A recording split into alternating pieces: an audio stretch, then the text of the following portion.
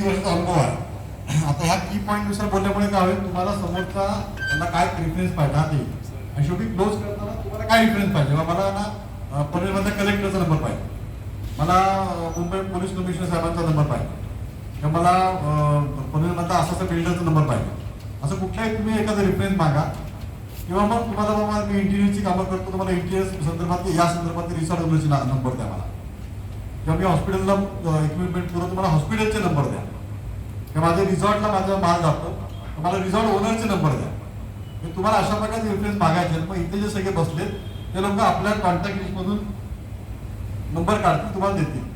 ठीक आहे, इथे एक किंग्स रिसॉर्ट आहे, एक आंबेडकर सरांचं, तुम्हाला आंबेडकरचा नंबर देतो, त्यांना कॉन्टॅक्ट करा. इथे पनवेलमध्ये तुम्हाला घरी आणि कशन विषय काय लागणार असेल तर मनोज आगरे त्यांना कॉन्टॅक्ट करा. अशा प्रकारे आपण रिफरन्स एकमेकाला द्यायचे कुठल्याही प्रकारचे.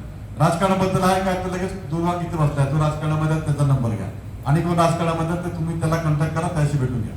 असं तुम्ही एकमेकाला कॉन्टॅक्ट करून द्यायचं आहे. म्हणून ते फॉर्मॅट प्रमाणे पाहिजे. तुमचा बिझनेस तुम्ही किती वर्ष अनुभव करताय आणि तुमच्या टॉप क्लायंटमध्ये तुमचं कळतं. म्हणजे मी सुद्धा म्हटलं की माझा LIC टॉप क्लायंट आहे, मी बँकेला प्रशिक्षण देतो, मग तुम्हाला कळलं की त्यांना बँकेचे नंबर पाहिजे, बँकेला प्रशिक्षण देतो.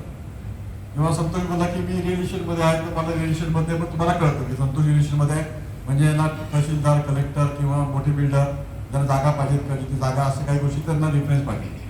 किंवा बिल्डर आहे, तर बिल्डरला काय असं तुम्हाला रेफरन्सेस कळलं पाहिजे, मग तुम्हाला ते सांगायचं. जस्ट महेश, पहिला